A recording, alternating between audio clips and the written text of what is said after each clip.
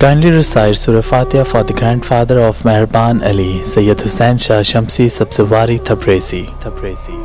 جب حضرت موسیٰ علیہ السلام کی زندگی اختتام کو پہنچی تو فرشتہ موت حضرت موسیٰ کلیم اللہ کی خدمت میں حاضر ہوا اور کہنے لگا، اے اللہ کے نبی، اللہ کا حکم ہے کہ آپ کی روح قبض کی جائے۔ بس موسیٰ علیہ السلام نے فرمایا، اے فرشتہ موت، کیا تجھے معلوم نہیں میں اللہ کا نبی موسیٰ کلیم اللہ ہوں؟ مجھے اتنی مہلت دو کہ میں اپنے گھر جاؤں، اپنے بچوں سے ملاقات کروں، اپنے گھر والوں کو الوداع کہوں، اس کے بعد تو میری روح قبض کرنا۔ فرشتہ موت کہنے لگا، اے اللہ کے نبی، میں تو اللہ کے حکم کو تسلیم کر رہا ہوں اور مجھے یہ مہلت نہیں کہ میں آپ کو مہلت دوں۔ موسیٰ علیہ السلام اس فرشتے کو دیکھ کے آسمان کی طرف منہ کرتے ہیں اور فرماتے ہیں، بھلا اتنی مہلت دے کہ میں اللہ کی عبادت کروں، اللہ سے دعا کروں۔ موسیٰ علیہ السلام کو مہلت ملی۔ اللہ کے نبی موسیٰ نے اللہ کی عبادت کی، ہاتھوں کو اٹھایا اور فرمانے لگے، اے میرے اللہ، اس موت کے فرشتے کو حکم دے کہ مجھے اتنی مہلت دے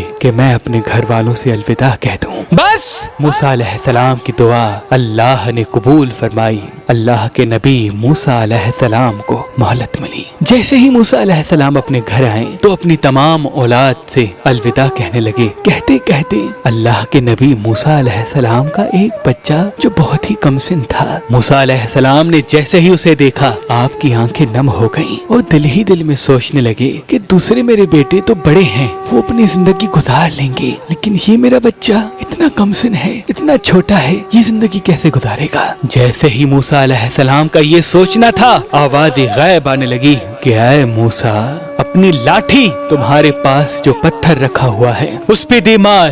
جیسے ہی موسیٰ علیہ السلام نے لاٹھی ماری تو وہ پتھر ٹوٹ گیا، اس کے اندر ایک دوسرا پتھر تھا۔ اللہ کا حکم ہوا، اے موسیٰ، اس پتھر کو بھی لاٹھی مار۔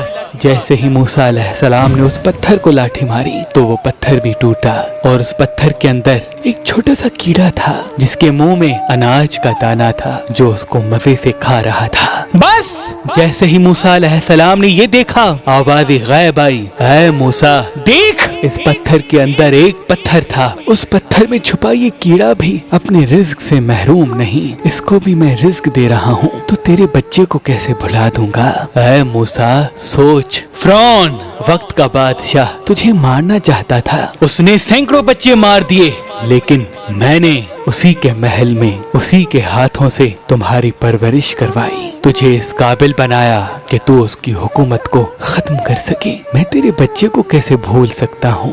یاد رکھنا، اس کہکشاں کی ہر خلقت میری بنائی ہوئی ہے اور میں اپنی خلقت سے 70 ماؤں سے زیادہ پیار کرتا ہوں، میں تمہارے بچے کو کیسے بھول سکتا ہوں؟ اللہ کے رسول نے فرمایا کہ جب بھی اس دنیا میں خود کو اکیلا محسوس کرو تو یہ یقین رکھنا کہ اس وقت تم اکیلے نہیں بلکہ مخلوق سے الگ ہو کے مخلوق کے خالق کے قریب ہو، اپنے اللہ کے قریب ہو۔ اور جو انسان اللہ کے قریب ہو جائے، جس کا سہارا اللہ بن جائے، وہ ہر منزل پا لیتا ہے اور یہ دنیا خود بخود اس کے سامنے جھکنے لگتی ہے، خود بخود اس کے سامنے جھکنے لگتی ہے، خود بخود اس کے سامنے جھکنے لگتی ہے۔